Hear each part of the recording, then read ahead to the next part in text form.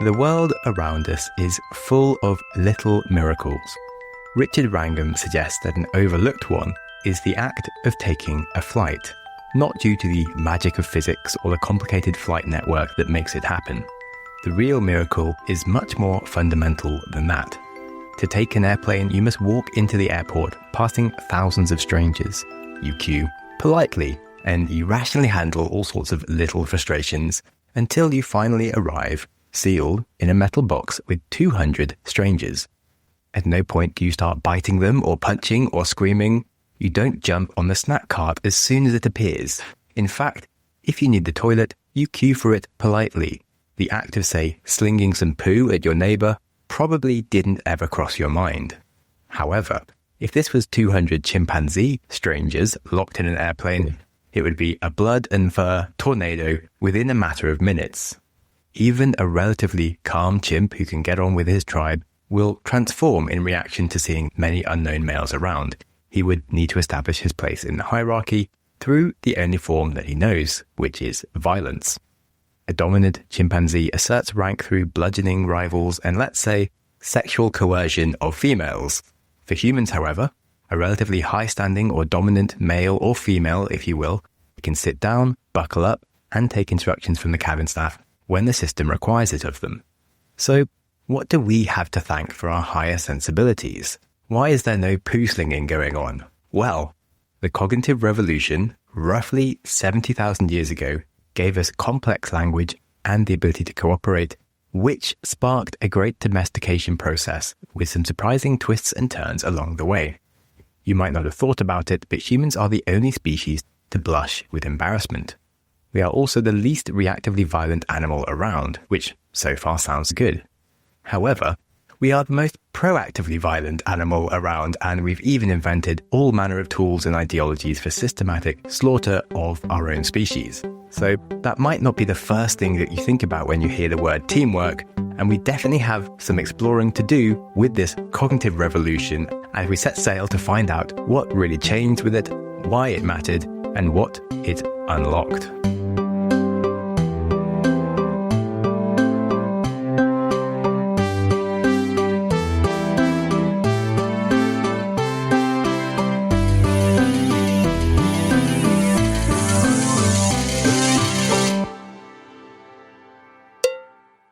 Hello and welcome to the How to Change the World podcast, where we study the history and future of innovation by chronologically journeying through the most impactful ideas and events that ever happened, learning what they changed and contributed to the world that we know today and what it possibly means to us tomorrow.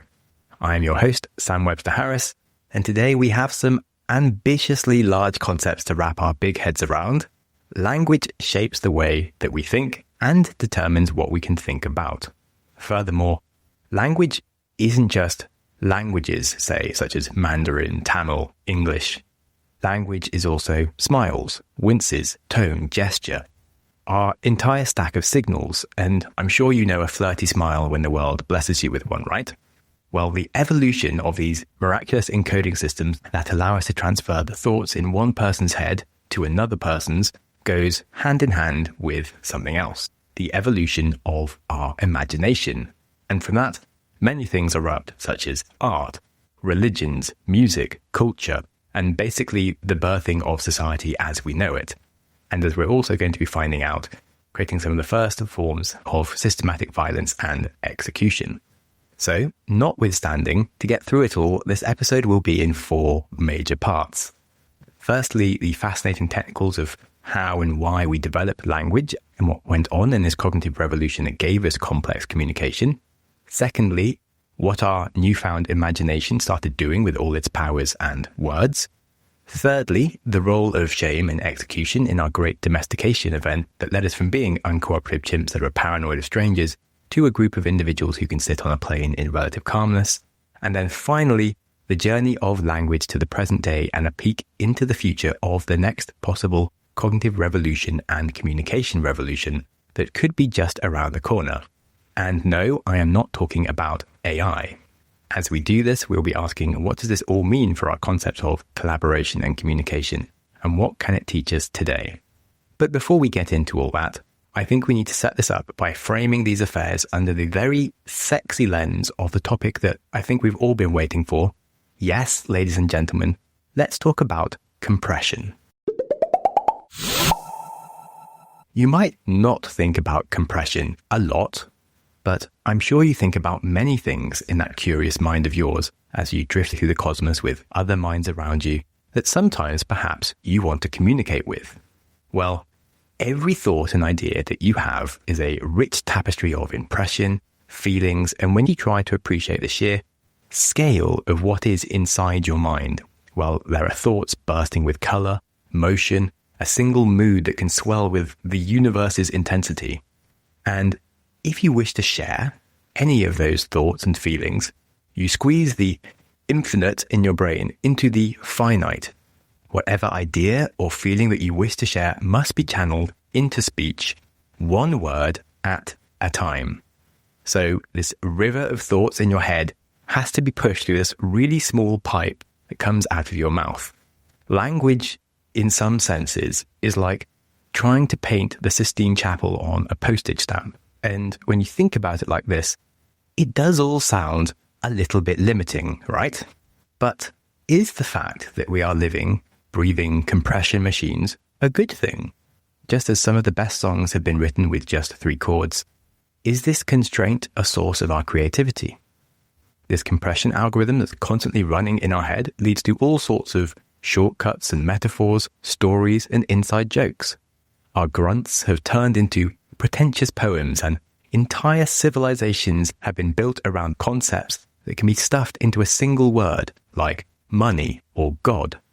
Despite that relative magic, we also find ourselves regularly frustrated and misunderstood, with many arguments springing up around the tragedy of confused intentions and exasperated claims of, well, that wasn't what I meant, why don't you understand me?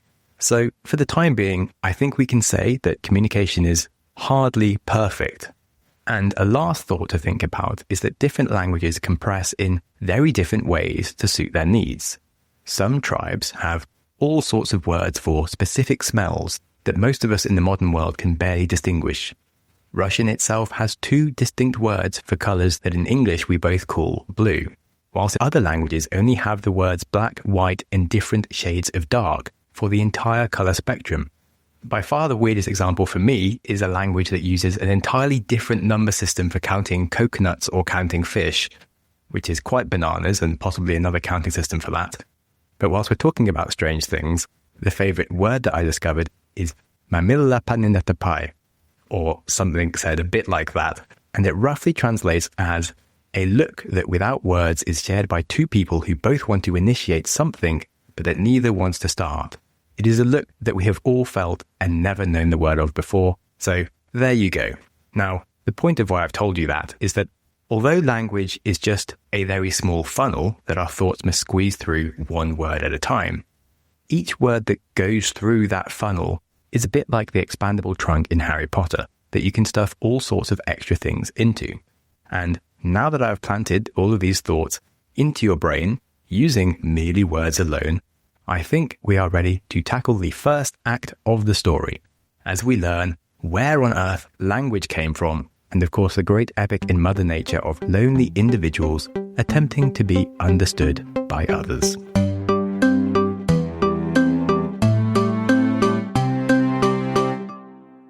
Languages have existed for almost as long as life. Signaling molecules between individual cells first began as they start to learn lessons from each other's waste products and evolved ways to encode messages within them. These days, fungi and trees have all kinds of chitter-chatter going on between them in their own networks. But let's focus on multicellular animal life. Jellyfish were the first to evolve an internal communication system that was basically a nerve net. There was no brain or central organizer, and essentially any nerve could shout that it had hit a rock or a shrimp, and each nerve that it was connected to would echo the same shout, reverberating across the whole jellyfish, a bit like a very fast Mexican wave, and would result in a big flinch of the jellyfish. It might not sound that spectacular, but it is amazing. The next big upgrade, however, was with flatworms, where we see the prototypes of the first brain. A few thousand neurons in the head that could command others, and this central coordination allowed more complex movements like wriggling or biting and eating. Well, this worked very well, and the internal chatter grew and grew. When we get to amphibians and reptiles, their brains have some extra core functionality, and it can do all sorts of magical messaging to coordinate breathing, balancing, taking in sight, and basic planning like finding a nice leaf to sit on to catch flies or running away from a bird that you saw. Of course, the next big leap you hope to expect, which was in mammals, and they have an extra layer of brain tissue or mush around the core basics of a reptile brain. This thin extra layer, the neocortex, let them develop social behaviors like who's the boss, who gets to eat what and sleep with who.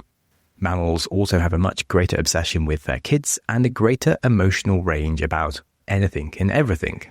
As we see the internal language of these creatures become more complex, they also developed many more ways of expressing themselves externally. Mice can use a range of high-pitched squeaks to give mating calls, warnings, or social interactions like, "Honey, I'm home." They also spray pheromones in their urine like cats and dogs do. These could mark territory, attract mates, signal about some newly discovered food or living place. I'm sure you'll know that a dog can whimper in fear or show disgust with a nose wrinkle. They can growl with aggression or head tilt in curiosity. In fact, dogs have 8 different calls to say all sorts of different things. Despite this, you still can't talk about the weather with your dog, and it has no idea how you magically acquire food or how you're able to turn the sun on and off inside by switching the lights.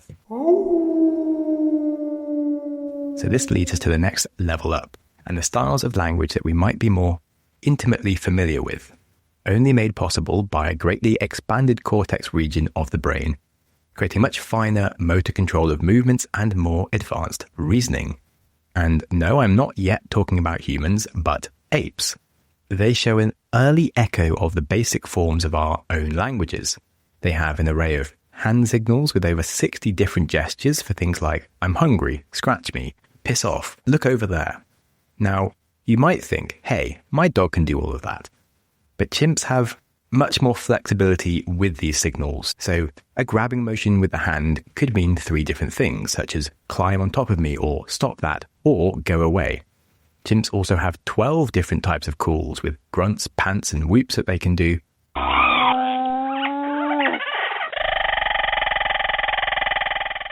And I know that sounds like only 50% more than the 8 different calls of a dog, but a chimp can combine them. So they could do like a double hoot or a trigram, which would be a bark, a pant, and then a hoot, which might mean a type of fruit has been found. These are somewhere between the prototype of words and sayings, and if humans stay with a chimp tribe, they can learn some of this basic language. And likewise, we've been able to teach apes to understand a few hundred of our own strange combinations of sounds that we call words. An especially interesting thing about all of this is that the ape non-verbal gestures can be instantly understood by humans. Even human babies, in fact, use a lot of the same hand signals before they learn to talk. And if you think about when TV was first invented, it was entirely silent and everyone knew what was going on without learning any formal sign language. They just knew what the character was feeling and thinking and doing. So we think at least a lot of non-verbal communication is perhaps innately baked into us. And this finally leads us onto the question of more advanced forms of language. These, we think, began to sprout up around 1.6 million years ago when we start to see the first major changes in our fossil record. To try and understand the growing word complexity that humans developed, we have some things to learn about the reshaping of our brain and bodies that got us there. Firstly, from a physical standpoint, the extra vocal membranes or reeds that apes have allow them to do these louder shrieks that humans can't do because we lost those extra membranes. And basically speaking, our voice box hardware became more simple in many ways, whilst upstairs in our brain, our software was becoming more complex. As is probably becoming predictable to you by now, the cortex region became larger and larger, as did its plasticity. The extra brain capacity that we had did not bake any language or culture into it. It was a blank slate that was just very adept at learning things and picking up the intricacies of whatever motor control or social lessons were needed to make the right sounds and gestures at the right time. So, of course, we didn't simply jump into full complex language straight away, and that took another 1.5 million years of slow advancements. As they say, nature does not hurry. In his book, The Prehistory of the Mind, the archaeologist Stephen Mithen suggests our brain became increasingly like a Swiss Army knife, a multi-tool with 4 major zones for learning different special types of intelligence. We had a zone for tool making, another one for understanding nature and surviving in it, a zone for communication, and finally one for social behaviors. Now, the issue with these specialized zones, they were all very good at what they did, but they were kind of tacked on and they didn't have a way to communicate with each other, which is, of course, a fundamental limit on how useful they could be. If you think about any skill, it's actually the fact that it interacts with others.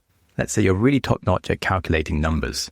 Well, in isolation, that's a useless skill. You need to apply mathematics to farming or science or money, and then maths is a fabulously useful skill to practice. So what archaeologists and psychologists think happened is that in this great cognitive revolution around 70,000 years ago, these different brain units or zones started to become more interconnected, and we developed a greater sense of cognitive fluidity. Perhaps a surprising feature about this was our brains actually shrunk a little, and you would think that more connections would need more space, but it was more a unification that became much more efficient and developed more intricate ways of making these connections. For an analogy, if you think of a tangled mess of roads sprawling out like a web, then imagine a city grid that's tighter, well organized, and it moves traffic faster. Not because it's bigger, but because it's better connected.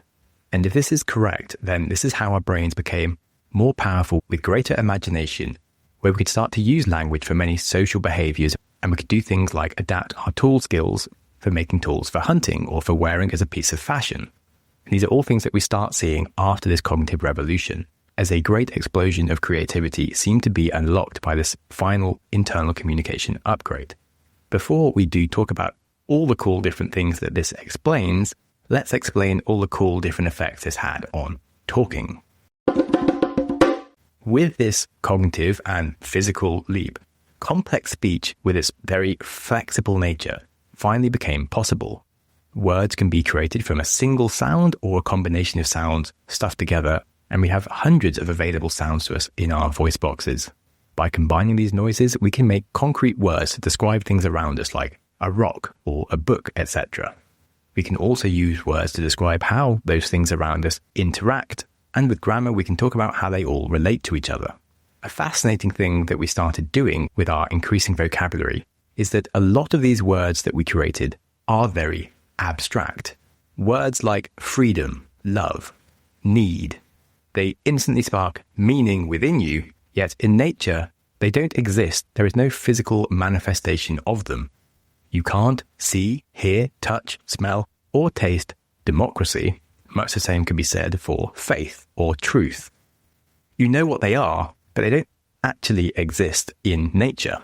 The interesting thing about this is that it shows our imagination to go beyond describing merely the physical world around us, the wolf in the trees, etc. Instead, we could start making up all sorts of extra associations. For example, a stone is no longer a stone or a sharp stone, but it can be a beautiful stone or a special stone. And this flexibility allowed us to name all sorts of things and add all sorts of concepts into our brain. And I know this might sound obvious, but naming a thing or an idea and adding associations to it is really, really powerful. Remember what I said earlier about each word is a bit like a magical trunk in Harry Potter with extra storage in it. Well, take my name, Sam. When you think of me, you think more than just the word Sam, right? You hopefully think of someone who teaches you fascinating stuff about history, technology, lexicon, and chimpanzees. Maybe I fill you with hope and wonder about our past and future. Perhaps I just send you to sleep in 5 minutes. Who knows? That's a perfectly good reason to listen to a podcast. Now, some other things that you will know just by hearing my voice is that I am British and that I am male. Now, those words, British, male, they are two expandable word trunks full of their own baggage to do with them. Yet, these two bags effortlessly fit right inside the word Sam, along with any other baggage you might associate with me. So, a single word can stuff all sorts of concepts into it for easy reference. And that's important. If you go into any profession or scientific discipline, they talk in a complete lexicon that allows them to explain complex stuff with efficiency, and they need to wield large concepts around in their heads without explaining everything in full detail. Imagine, let's say, if every time I introduced myself as Sam, I had to explain the meaning of man and British. Like, we would never get anywhere at all. So I just think it's amazing how much work a single word can do for us, and the crazy stuff that's going on in our brains as we build concepts together. And besides words, we also develop funny sayings. Like in Portuguese, they have a saying called encher chouriços, which literally translates to stuffing sausages, but in a figurative sense, so as in to fill space or time with useless or irrelevant information. And the reason I chose that one is because I found all sorts of different crazy sayings that I would love to have time to tell you, but if I did, I would just be stuffing sausages myself, and we need to move on. As Yuval Noah Harari reminds us, the great thing about all these colourful words and sayings compared to our ape ancestors is the ability for teamwork and planning. An ape is certainly able to shout a call that could signify a lion, and all of his friends will race up into the trees. Or they could yell a call that stands for an eagle, and equally all the members will hide in the bushes. But they can't do much more than that. With our flexible language, we can say something much more nuanced, like, I saw a lion this morning earlier by the bend in the river stalking buffalo. And from that, we can clearly see that we go beyond just explaining what we've seen. We also start to be able to coordinate what to do about it. Right. So now that we have learned why and how humans develop this miraculous ability to compress thoughts into words, we can finally get into the next act and the fascinating topic of what we started doing with all of these words.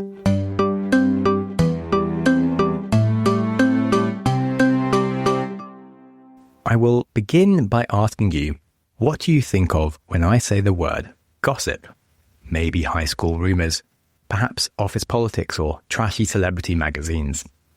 Well, we might want to rethink that entirely. For context here, let's look at chimps again. In their society, they spend hours grooming each other to build trust. Picking fleas, tugging fur, bonding one-on-one. It is slow, physical work, and if you want to be popular, you need a lot of stamina and time. The upshot means that a chimp can only maintain 20 or 30 close friends before running out of grooming hours and probably patience, and so social circles are tiny because trust is just always face-to-face. Humans, however, are the only animals that can talk about things and people that aren't even there. We can share secrets, swap jokes, and even sabotage rivals, all with nothing but a waggle of our gossipy tongue. This meant for the first time in history, your reputation could run miles ahead of you. Managing relationships without even meeting the person means that we could hold together bands of 100 or 150 people, and eventually in the future we learned to settle down into towns. And this all relied on gossip as the key to keep everyone more or less in line. And if you want to think in practical history terms, let's say you're the guy that can't hit a mammoth with a spear from 3 feet away. Well, gossip means the whole tribe knows about this problem. But if you're also the person who shares sweet berries with people and plays caveman peekaboo with the kids, that gets around too. So everyone was tracking who was trustworthy and who was a bit of a slacker. Even today, studies show that around 2/3 of all human conversation involves talking about others. This could be absent relatives, rivals, friends, and of course, strangers. Now, this obsession with caring about our reputation certainly seems to explain some of why we have social media addictions and of course adds to the roller coaster of emotions that teenagers experience. But reputation is also why we do kind things for strangers and why most of us haven't set the village on fire for fun. Instead of grooming fur, we can groom entire reputations at scale, remotely, and of course with less risk of fleas.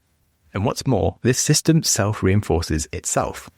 The more people care about their reputation, the better they behave, the stronger the gossip network grows, And that, of course, helps to keep bullies and freeloaders at bay. This dense web of reputational information creates a kind of collective intelligence within a group, a bit like you see with ants and bees that communicate through intricate signals to work as one. Human gossip forms this social glue that lets us scale trust to build communities that can think and act together. So if you think about it, long before legal systems, gossip was there already keeping people in check. And long before democracies, it was helping us make group decisions. So next time you feel the urge to roll your eyes at some office gossip or your auntie's WhatsApp messages, remember, gossip is more than just idle chatter. It was the first wireless network, if you will, that was bouncing reputations across the tribe, and it was a giant step towards civilization as we know it. So now that we've seen how language revolutionized teamwork, let's add the next piece of the puzzle. As we were busy mastering gossip, we also stumbled into an even stranger talent, completely making stuff up. Like entire worlds that existed only in our heads. Up till then, as I've mentioned, words were mostly for trading facts. The rhino is over there. Don't put your hand in the fire. Useful things to communicate, but not as world-changing as what we're about to talk about now. With this cognitive leap in all our abstract words, we were learning that we could do more than describe reality, and we could in fact invent realities. So let us travel into an early cave. Hi, I'm in a cave. Well, actually, this isn't just any cave. This cave is where we talk to the mighty bison god. He says that we must offer him extra steaks, which I will selflessly send to him by eating them myself. He promises in return good luck, great weather, and fabulous hair. Yes, that might sound ridiculous now, but back then, as Yuval Noah Harari points out, this was the cutting-edge killer feature of the human mind, creating myths. And what does that actually mean was going on? Well, these myths could be embodied into totems, clan symbols, units of trade, and that allowed us to compete, love, trade with hundreds, thousands, and eventually billions of strangers. A lion was no longer just a lion, it could be a trickster spirit or a clan mascot. Shells weren't just pretty things, they could stand for alliances, numbers, and even the world's first IOU notes. Anthropologists see this fiction explosion everywhere in the archaeological record.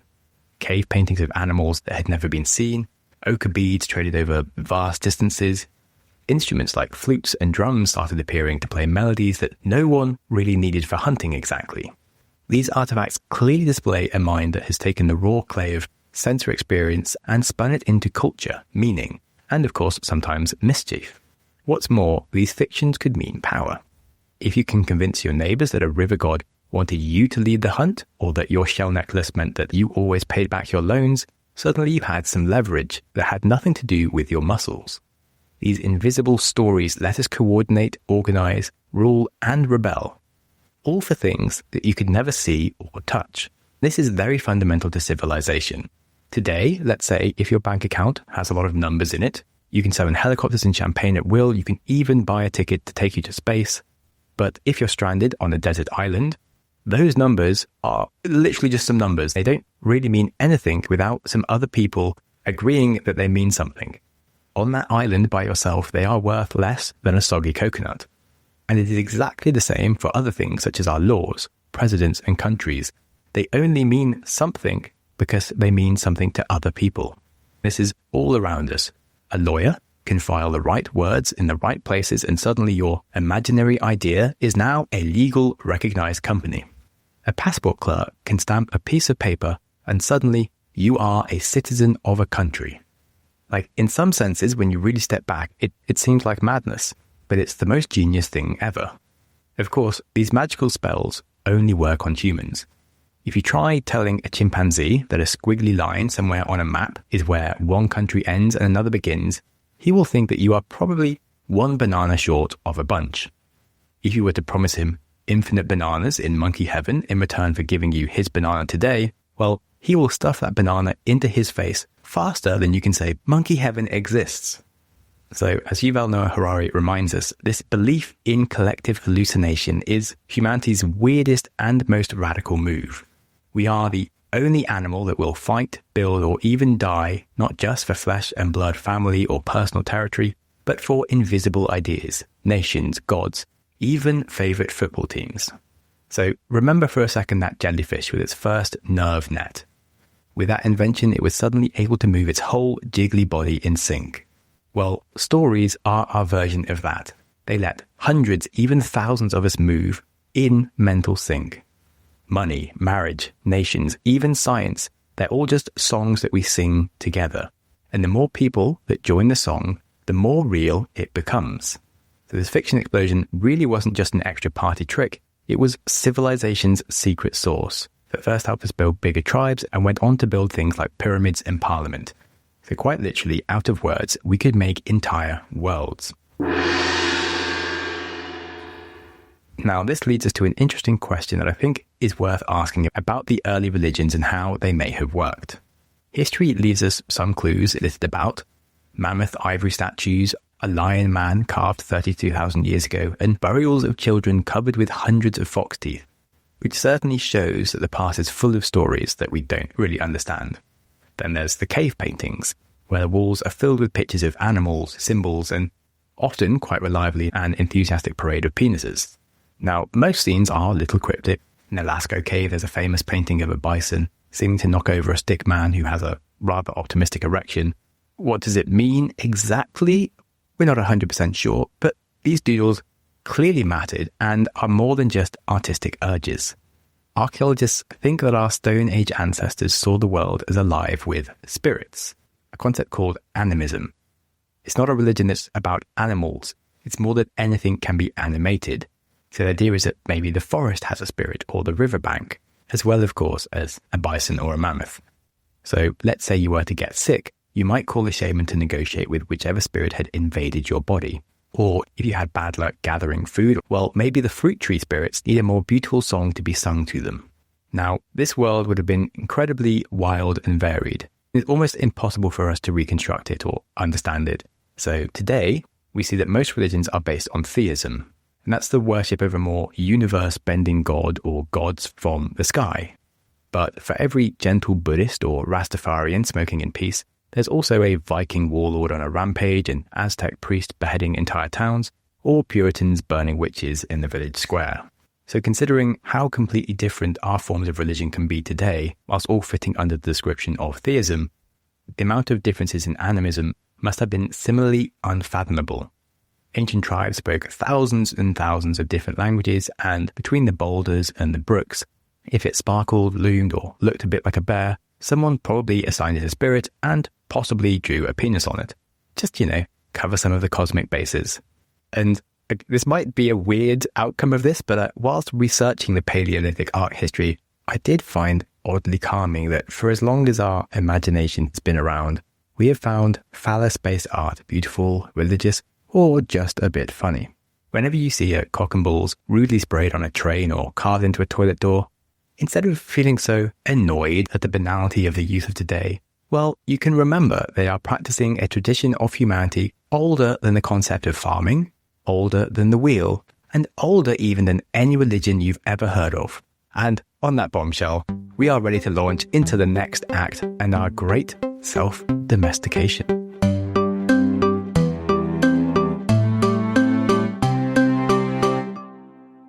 Let's revisit the question of how a group of human beings can calmly sit on an airplane without slinging feces at each other. This miracle of civility is the product of one of humanity's greatest upgrades. As we've learned, language is more than just words. You certainly know the difference between someone laughing with you or laughing at you. And this leads us to the curious case of blushing and shame. We all know that if you're hot, your face flushes red to lose heat. And that's very sensible, right? But blushing because you just dropped your lunch tray in front of your boss? That, as Charles Darwin noted, is one of evolution's oddest quirks. Humans are the only animals who turn bright red in embarrassment, which doubles the attention on ourselves precisely when we want the ground to swallow us whole. In fact, studies show that most humans can be more terrified of humiliation than real physical pain. And that makes you wonder, right? Wouldn't it be better, evolutionarily speaking, to perhaps not turn into a pathetic red mess, to confidently stand tall, carry on, look like you know what you're doing? Apparently not. No, that is not an evolutionarily good thing to do. So there must be a reason.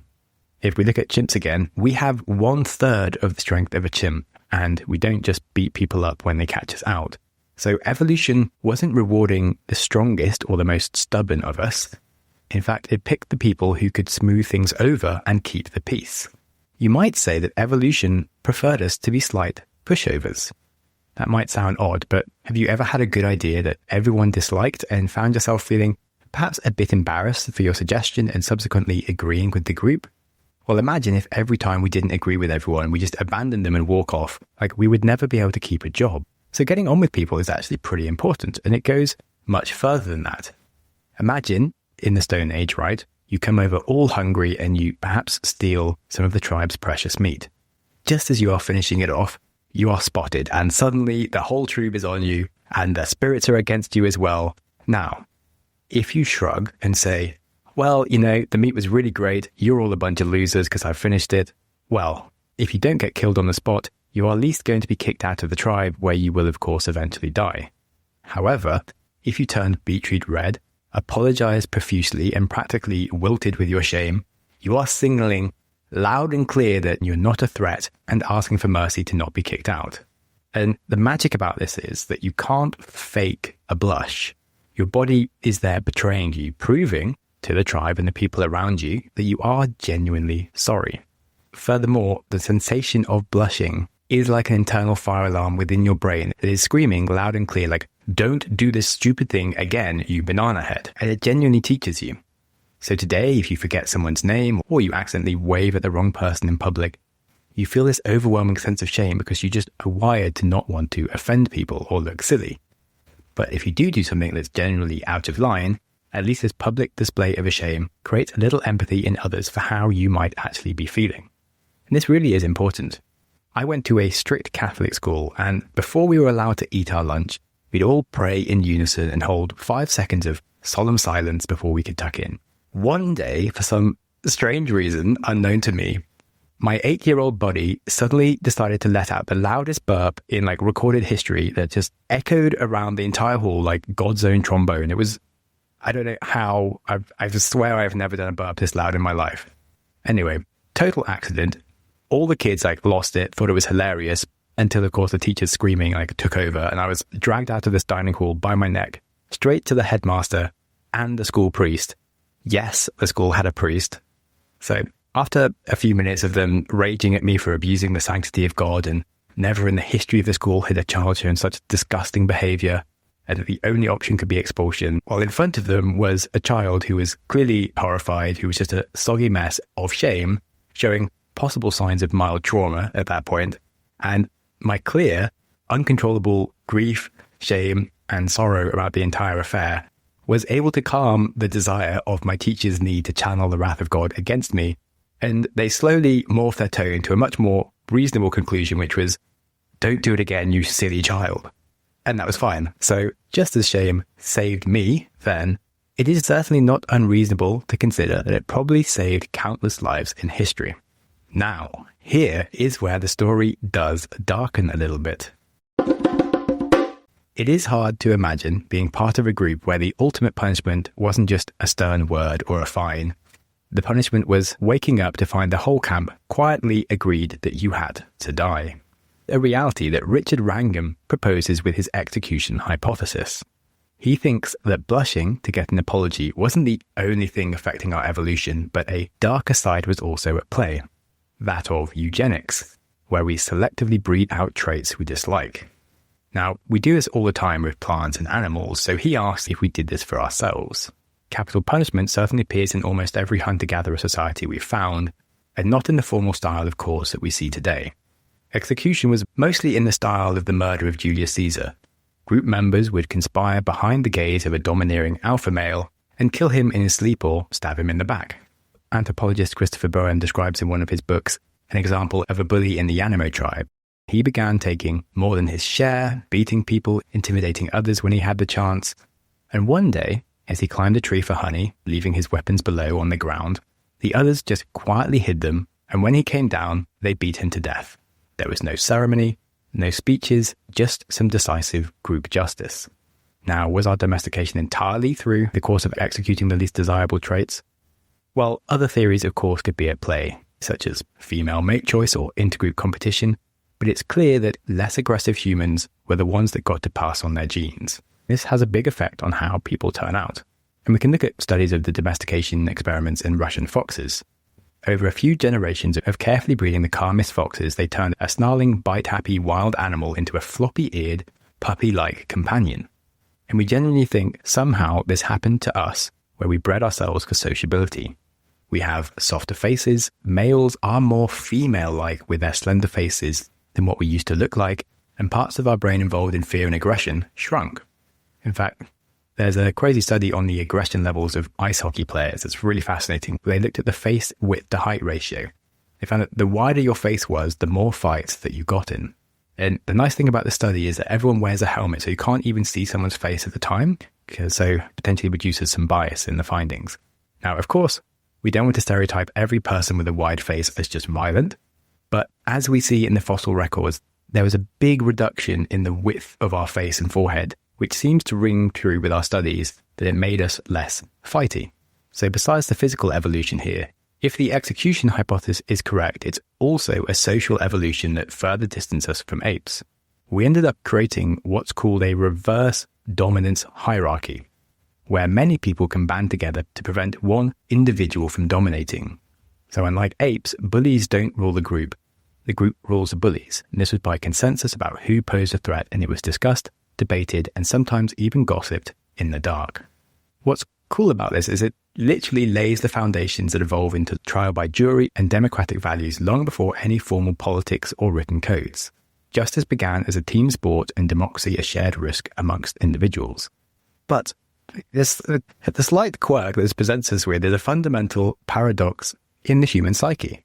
Our highest values, justice, fairness, cooperation, they seem to have grown out of cold, deliberate, collective killing. So the road to compassion seems to be paved with literally violence. And we might ask, well, what about today? You might think that we're beyond execution, at least, which is mostly outlawed. Sure, a few hundred years ago, we can picture a wooden platform in a crowded square where people jostle for a view, not because they're necessarily cruel by nature, but because public punishment was promising closure, combined with a strange fascination people have for watching others die. Even this century, millions of people watch the leaked video of Saddam Hussein being hung. But perhaps a much more common echo of our ancient patterns is cancel culture. Social media mobs can still gather to execute reputations driven by the same reverse dominance instincts that were once used to eliminate village bullies. The intention behind it is, of course, to protect the vulnerable from bad actors and call them out in society. But crowds can sometimes lose a sense of nuance, and mere opinions seem to be enough to validate some very aggressive action. So, as we see, our quest for justice, both old and new, certainly has two sides to the coin, and this now leads us straight into the related topic of types of violence. So again, I'll start with a question. Have you ever wondered why most bar fights fizzle out, yet history is packed with cold, calculated massacres? Well, it turns out that not all violence is born equal. Psychologists split violence into two types. There's reactive aggression, the hot-blooded, spur-of-the-moment lashing out, and then there's proactive aggression. That's violence which is planned, deliberate, and strategic, a chess move rather than a fist slam. Now, despite the headlines, humans actually have a lot less of the hot-blooded rage than most mammals. But on the cold-blooded, strategic side, we are the Olympic champions of it. Other primates will lose their temper all the time, but humans, we plot. From mob hits and duels to Nazi death camps and Aztecs with their daily conveyor belt of human sacrifices. So you might think, let's say, the example of a male lion, who if he wins the dominance of a pride, will kill all the infants around. You might think that's proactive aggression, but it's quite instinctual and animalistic and as a response to his environment rather than overtly planned. Like, he certainly won't organize his whole group to go out and kill all the babies of every other pride around just to further grow his dominance. However, despite claiming that humans are the only ones with proactive violence, we have found that chimpanzees, who are our cousins and the closest to humans, they do show an early prototype of this calculated violence in the wild. Several different studies have found is groups collecting together to hunt single males from other chimp tribes. Now, normally when a group of chimps get close to another group, they shout a lot and cause a scene. But when they're in hunting mode, they are extremely silent and they creep through the forest. When they do find a single chimp victim alone, they will pounce on him quickly. And you'd think, considering how strong chimps are, that they might put up a fight. But with 8 chimps versus 1, that means an individual chimp can each grab one of the victim's limbs to hold them in place. That leaves everyone else free to essentially tear the chimp to pieces. And scientists have watched them rip out their victims' guts, tear off their testicles, and sometimes they leave this poor chimp to die. Other times they keep going until he's clearly very dead and even eat him. One of the scariest parts about this, though, is that they only do this in coordinated groups where there's so much safety in numbers that the attackers barely suffer a scratch. In fact, in every recorded killing, there wasn't a single major injury against the attackers. Now, this does sound kind of terrifying, but it still never gets out of hand to the scale of humans, where we have gone many steps further in terms of the size of the amount of cold-blooded killing we can do. We have many genocides to talk about, like Rwanda, Cambodia recently. Back in the day, there was, of course, Vlad the Impaler, where he lined literally miles of roadsides with dead victims that he had impaled on stakes whilst they were alive. In fact, his legend grew so much that he is now better known as Count Dracula. Now, as we have been talking about cooperation and myths, this aspect of our violence is a strange emergence that we see when people can become so hypnotized by something they believe in or a righteous feeling of superiority that they feel completely okay with doing this. So where we see animals react and humans plan, we're also seeing perhaps a side effect of our myths and ideologies that allowed us to go beyond just building armies and to start building ideologies and things like death camps. But some good news that this finally leads us to a more positive side of human nature and our oddities, and that is, of course, sharing. As they say, kindness is the language which the deaf can hear and the blind can see. As we learned in the last episode that fire changed how we cooked our food, or language changed how we shared it. If you imagine, say, dusk on an ancient plain, smoke is hanging over the camp, Kiba comes back from his hunting empty-handed. Meanwhile, Nuru, older and more careful, drags back a small antelope. He says nothing and he lays his spear down and steps back. As everyone knows, the meat is not his to cut or share out. Instead, Tahi, the elder, kneels next to it with a stone blade and he smiles and says, "This is a scrawny little thing, I've seen bigger rabbits." Now, everyone can see it's a good kill, but people laugh a little, not to wound Nuru, but to smooth the edges and to limit the self-congratulatory nature of his success. When the meat is shared out, the best part goes to grandmother, who can't even hunt anymore. Children are getting the crackling, and Nuru, who caught the animal, gets his share last. Later, by the fire, someone starts a story about the river spirit who hates proud men and hides the fish from them. Children listen, wide-eyed, learning their culture. Now, what we've heard is a story of not just gossip and myth, it is a story of governance, all in one scene. Less about rules and more these little rituals that get the tribe focused on collaboration and sharing with each other and putting aside our competitive egos, which I think is a really nice picture to remind ourselves of what was happening most of the time. Now, of course, there's a slight negative side to this. If we think of this as our history, well, the same instinct to cut people back and limit their egos, we can see this in small towns today, where the moment someone is seen as too big for their boots, there are whispers and grumbles around. We call it small town mindset, and it's an ancient reflex from when no one could actually rise too far above the small pond they all lived in.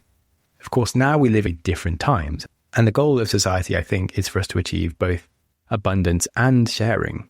But there is a bit of a twist when it comes to our psychology. Abundance can be just as dangerous as scarcity.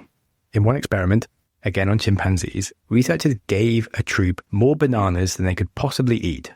Instead of this resulting in like a bonobo-style utopia, which you would hope for, where they all share and live freely because they have enough to go round, no, sadly, instead it was chaos. Dominant males were monopolizing the fruit, they beat up anyone who tried to take some, and the whole cooperation system of the tribe collapsed. The experiment was going so badly that it had to be abandoned. Now, this does make you wonder, after hundreds of thousands of years where we lived in small tribes, where there was a need for equality and sharing, have we really adapted to this abundance of the last few centuries? This question certainly isn't for just biologists. It's for philosophers as well. Could our modern billionaires be the human version of the banana hoarder? Money, like fruit, can buy status, mates, and influence, but beyond a certain point, the extra pile does have diminishing returns, just like a chimp can't eat 10,000 bananas. And it's an interesting question. I'm not here to say billionaires are terrible or billionaires are great. I'm just asking a question. As we have already learnt, nature does thrive on inequality. It is a prerequisite to drive competition and innovation. But too much of it, and as we've often seen, the social fabric can tear. This is why all societies, ancient and modern, have rules for sharing, systems for collaboration, and ways to stop abundance from turning into tyranny. So, as we round up what we have learned here in our cognitive revolution, I'm going to remind you how much we do have to be positive about.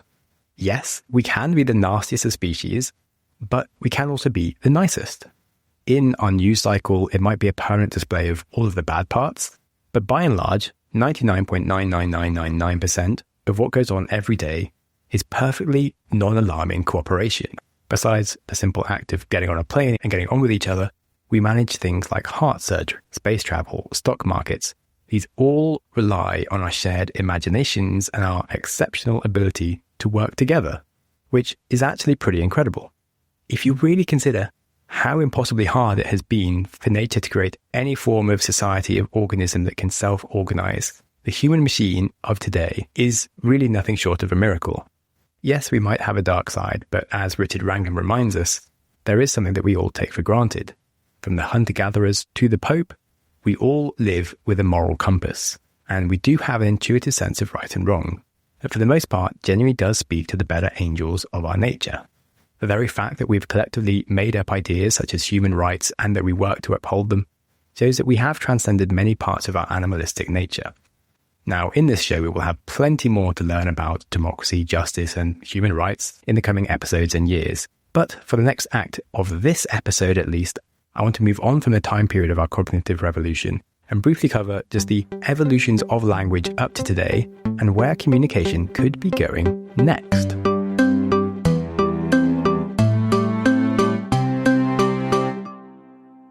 Now, what connects an ancient hunter naming the direction of the wind with Shakespeare tossing new words into the English stew and you doom-scrolling through memes whilst you put off your bedtime? Well, they are all parts of the flow of language. Once upon a time, every clan or band was spinning up its own dialect, tens of thousands of little islands of language across the world. Migrations would split tongues into more tongues. Each were tuned to the smells, soils, social drama of its speakers. You may have heard the example that for the Inuit, snow isn't just snow. It can be thick ice or packed snow, crunchy drift or sticky stuff for a proper igloo, and each of these have a different name. Whereas in parts of Africa, water that falls from the sky, whether it's frozen or not, is really just all called the word weather. In fact, even how we say something like it's not for me is flavoured by the place. In Britain and the US, we say it's not my cup of tea. In Brazil, they have a saying that translates as it's not my beach. In Spain, their saying is, it's not my saint. However, despite all this diverse languages that we have, history isn't kind to the colourful differences. When people move or trade or conquer, languages collide, sometimes mixing. More often, we see the smaller language ground out of existence. Colonization, bringing with it diseases and guns, does more than just erase whole cultures, it shrinks the world's vocabularies faster than burning dictionaries.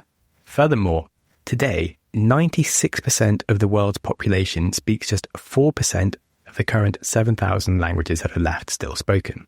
Many of these languages have less than 2,000 speakers still active, and anthropologists genuinely expect that 90% of the existing languages will die out this century.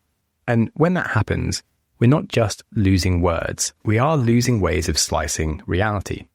Remember those tribes that had several different ways of naming smells that we don't even notice in the West? As more people want to talk to more people in the same languages, we are making sacrifices. Most of the large languages that are spoken today are a melting pot of different languages that came before them, but they have also lost a lot of the nuances of the different cultures that were there before. And another really nice thought here is they say that to speak a second language is to possess a second soul. and there is something a little sad about the different ways of seeing the world that we are losing. At any rate, though, I feel I've had enough negativity for this episode, and we can talk about positive stuff from now on. Languages do more than just drift and die. They are also full of joyous innovation. Shakespeare invented over 1,700 words, many of them very useful, such as the word addiction, manager, even the word eyeball, which makes you wonder what people called an eyeball before that. I don't know, the mind boggles. Anyway, he also coined plenty of classic phrases such as break the ice, heart of gold, and of course, star-crossed lovers. But if talking about poets sounds like much ado about nothing, well, every generation shapes its slang and summons some new expressions from thin air. Today, the Oxford Dictionary gets 800 to 1,000 new words a year. Each entry a little snapshot of the age. So if you're wondering what some new words in 2025 were, we have climavore to represent someone who eats a diet based on its impact to the environment. Mouse jiggler, which is a device to jiggle your computer mouse so you can pretend that you are working. And the term wokery, which is a derogatory way to describe the promotion of progressive or liberal ideas. So I think it's good to remember that languages are very much still alive. I would need another whole season to fit in the history of all our words, and there is actually a really good podcast called The History of English if you really are into that. But now I want to use my words to explore how words have continued to shape culture with our evolving role of gossip and shame. Every culture basically runs on two engines: aspiration, who we hope to be, and shame, who we dread becoming. They are two sides of the same coin. Society's moral GPS, and they steadily recalibrate what is cool and what is really uncool. Of course, the boundaries of shame move with every generation. Once upon a time, the Ten Commandments were a new idea that threatened hellfire for moral failings. For a period in Japan, samurai would choose death over dishonor. And it wasn't long ago that it was shameful to be homosexual, whereas now, shame really targets intolerance itself. The trouble that we find ourselves in is that our map of shame now redraws itself faster than ever. We even stumble over outdated language. For example, I still catch myself calling groups of people guys. The thing with these culture shifts is they can leave us feeling lost or suddenly on the wrong side of public outrage. Social media especially is really supercharging this effect. What once played out in a village now happens before millions of people. And in our effort to right old wrongs, we can overshoot and start weaponizing shame at anyone in its path as our moral compass violently swings about. One result of this new age is that politicians who seem impervious to shame, like Donald Trump, for example, they can really thrive. Because when outrage is constant, for some people, shame can lose its power altogether. Another sign of our old and new shame systems clashing is our increasing moral confusions today. For example, we want to remove shame from struggles like addiction or obesity, whilst we grow our ability for empathy. However, if we remove it entirely, do we lose sight of genuine aspirations like health or discipline? And it's a tightrope: too much shame and we crush people, but too little and we risk losing our standards altogether. And ultimately, we have to realize that trying to remove shame completely from society is like trying to get rid of our own shadow. And instead, we have to learn how to redirect it positively. Let's say, for example, that you disagree with me right now. You could be feeling an urge to call me out and leave a bad comment. Well, right then, you would be using shame to try and spread your opinions on our culture. So we see that essentially you can't have moral values without shame, and we can be certain that in 100 years, commonly accepted practices of today will seem completely barbaric, and that is definitely a good thing. So we don't need to think so much about whether shame will guide our future. What we need to wrestle with as world changes is how wisely we can learn to use it with our changing communication landscape. And this leads us into a quick review of how communication has changed so that we'll be finally ready to explore what the future of language and communication might look like. Before books, all stories lived on the lips of people gathered around the fire. Then we had written words that let us bottle up rules, revelations, and revenge debts in hard copy. Later, we'll see the invention of the printing press, which created a revolution of literacy that helped fuel a scientific revolution, which then ushered in new technologies such as newspapers that we all got addicted to. And soon we had radio and TV, and we really invited the world into our living rooms. And now we have the internet, smartphones, and social media so that we can communicate with anyone and everyone at the speed of light. And here's a nice fact to put this in perspective. When Caesar was stabbed in the back in 44 BC, It took 2 whole months for the news to reach Britain from Rome. When Napoleon died in 1821, almost 2,000 years later, how long did the news take to reach the UK? Again, it took 2 whole months. Yet now, only 200 years later, the news of any scandal, coup, or viral cat video is literally a push notification away. So it is hardly strange that the modern world can feel overwhelming. A politician, if he wants to, can declare a tariff war on an island of penguins, or he can make eating a bacon sandwich look harder than quantum physics. And regardless, as the public, we follow every second of it. And it's interesting as innovators to ask, with all this hyperconnectivity, how our language and our brains are being rewired. It does seem like how we speak, what we value, who we hear from first is really all for grabs. And that gets us to the big question of, if language shaped our past, where is it leading us next? Well, now that we're ready to talk about the future, I need to take us back to the very start of this podcast. Remember when I spoke about the compression problem and how we transfer data from brain to brain? Well, as I said, inside your head is a swirling infinite ocean of thoughts, and when you want to share even a tiny drop of that with someone else, you press the noisy meat flaps inside your face together and you squirt out sound waves, one word at a time. Our ancestors setting up a mammoth hunt in Paleolithic times faced the same speech speed limits as an astrophysicist trying to explain orbital dynamics today. But it's interesting when we look at innovation otherwise, our phone data speeds keep upgrading from 2G to 3G to 4G and so on and so forth, and it will keep upgrading with technology. So where is the next communication upgrade for our brain? Why can't we upload our thoughts as fast as we think them? Well, some entrepreneurs do believe the next revolution in communication will be finally breaking these ancient speed barriers that we live with. Instead, we could let our ideas travel as fully and as fast as they occur in our minds. Okay, now this is going to get a bit weird, but imagine a hat that, instead of making you a wizard, turns you into a mind reader, or better yet, a mind sharer.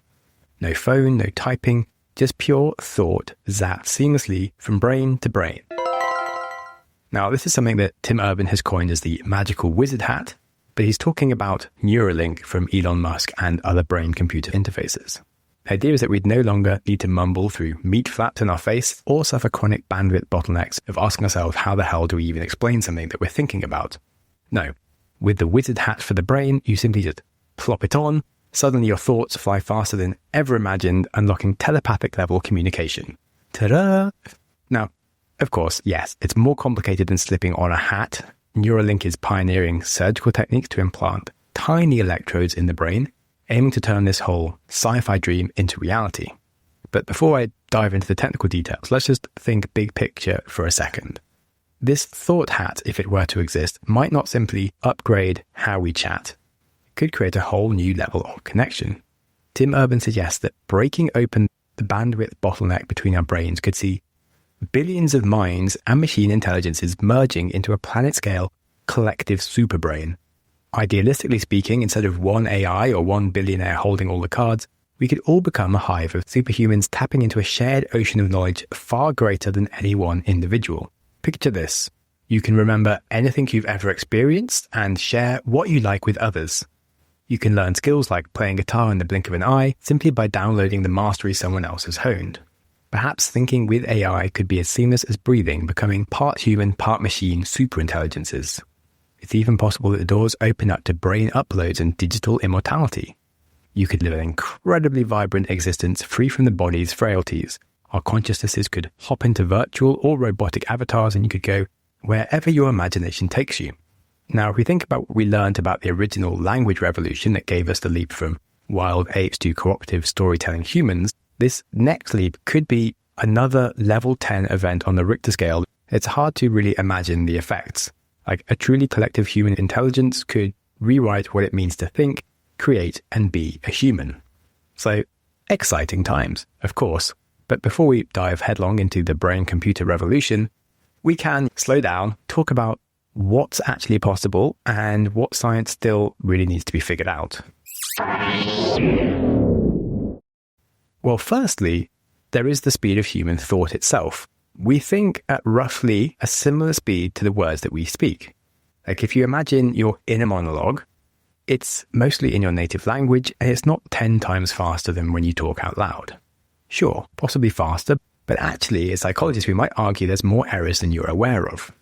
You might feel like your thoughts are seamless and fully formed, but if you ever try to write your ideas down, you quickly discover you don't know half as much as you think you do, and your thoughts are full of holes and errors that you hadn't noticed and you probably need to fix. Then there's the concept of how we learn. We aren't sure if you could really add content to the brain faster than we learn naturally, because it takes time for the brain to rewire our connections. So sure, let's say you wired into the visual cortex, you could play at images of memories, or you could send muscle twitch impulses to the motor cortex to make some movements happen. But your brain itself doesn't necessarily learn the skill as much as just using the device, if you can connect to the right places. And then there's the question of connect to the right places. On the physical side, the human brain has 86 billion neurons on average. Now, Neuralink's newest device in 2025 has barely 1,000. And when you start adding questions about scar tissue, electrode degradation, and just massive technical hurdles, we can see that there's still very, very early days. And there are plenty of people out there who argue that the plan for Neuralink has failed from the start due to just being too invasive. Now, it doesn't mean it's completely game over. There are other groups that are working on less invasive options, like the Stentrode, which is a device that snakes up your blood vessels to reach the brain, which sounds worse, but actually doesn't even need surgery. Other companies, like Meta, the creators of Facebook, and Kernel, they are using non-invasive brain scanning techniques like MEG. And just with brain scans, they've been able to decode your thoughts and clearly see which images or sentences you're trying to construct just by watching brain activity, which I find incredibly mind-blowing, that just by watching someone's brain, you can literally recreate pictures of the images they're looking at. And I'll put some resources to this in the show notes if you want to look at that research. Anyway, now let's assume we do solve some of the fundamental technology problems. Then we get the bigger philosophical questions like, how do we keep this democratic, or will only the rich have access first? And what does that mean to people who fall behind on their capabilities? Then what about if governments or corporations could hack your mind and run their own software on you? That sounds pretty terrible. And then there's another question around privacy and what happens with all your memories. Something that we've seen with smartphone adoption is a side effect that it's actually reduced crime because so many people basically have a CCT device on them. But also young people's desires to go and get drunk has reduced because they're scared about what gets caught on camera and they don't want to be shamed. And there's a callback for the human issue around shame. Well, now imagine if everything that you can see or think has a recorded memory. What does that really mean for surveillance, or if you want to delete some of your memories, or if you just have some intrusive thoughts, and would they get noticed and flagged by an all-seeing state? It is kind of scary. Another great thing about humans is our ability to change and grow. But what if you can't ever outlive your past in a world where no one forgets things? These certainly go beyond technical issues towards political, ethical, and in some cases quite existential questions we can ask ourselves. Anyway, will any of this science fiction sounding fantasy stuff, good, bad, or weird, come true? Well, certainly not all of it, and probably none of it will happen exactly how we imagine it. However, I can guarantee you that some of it will happen. You might ask, how can I do that? Well, if you consider that the first mini computer was the size of a walk-in wardrobe, and that had a mere 16-bit processor, now a handheld device that can fit in your pocket is millions of times more powerful than that computer. So I think if we stop worrying for a second about the next year or two and try to think in terms of decades, then the laws of compounding will mean the present state of brain-computer interfaces will look hilarious to our future selves. For certain, we will be able to create some unimaginable improvements on how they work. It is not unreasonable to assume at least some of the ideas that I've just presented will, in theory, be possible, and some of them happen.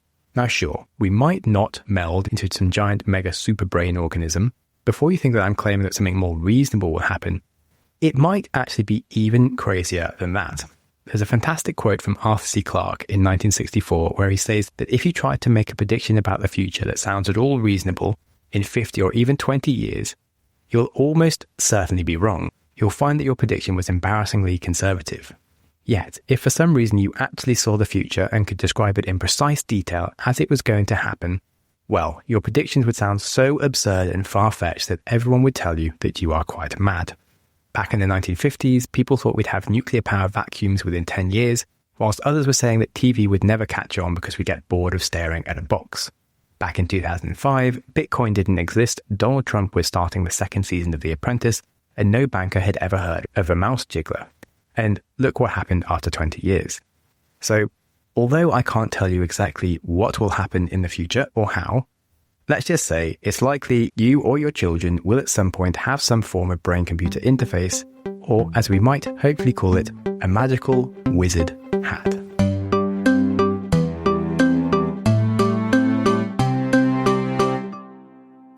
So there you have it. From compression algorithms in cave paintings to telepathic wizard hats, the same creative constraints that gave us language might soon free us from it entirely.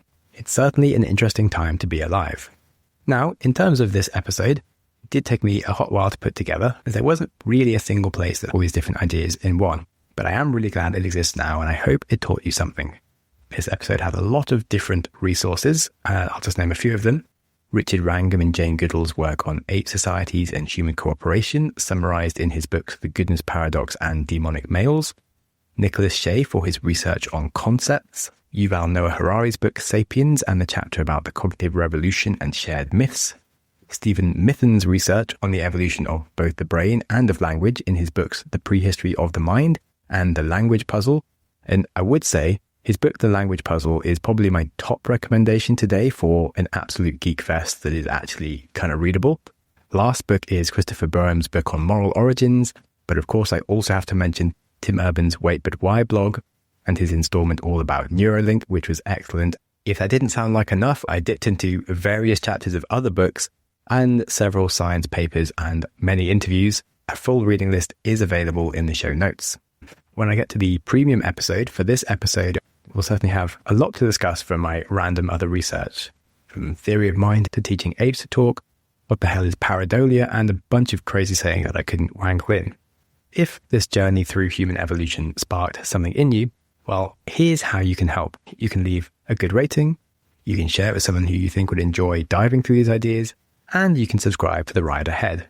I research, write, edit, and produce the entire show, including some of the questionable jokes. So yes, every rating genuinely helps the show reach more curious minds.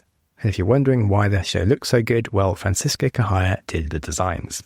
Coming up in the next episode, we will be exploring systems thinking and how small changes create massive ripple effects. Then we'll be returning to history for the pointed innovations that made us the apex predator of the world. That is, needles, arrows, spears, and boats. And yes, even boats are kind of pointy. I really hope this episode made you see the world just a little differently and has at least done more than change how you look at phallus-based art. There is a saying that language exerts hidden power, like the moon on the tides. And I hope you can see a little better the subtle influence of language in gossip, shame, and culture, and the multitude of concepts you can stuff into the magical expandable boxes that we call words. And with that, remember, what we know is a drop, and what we don't know is an ocean.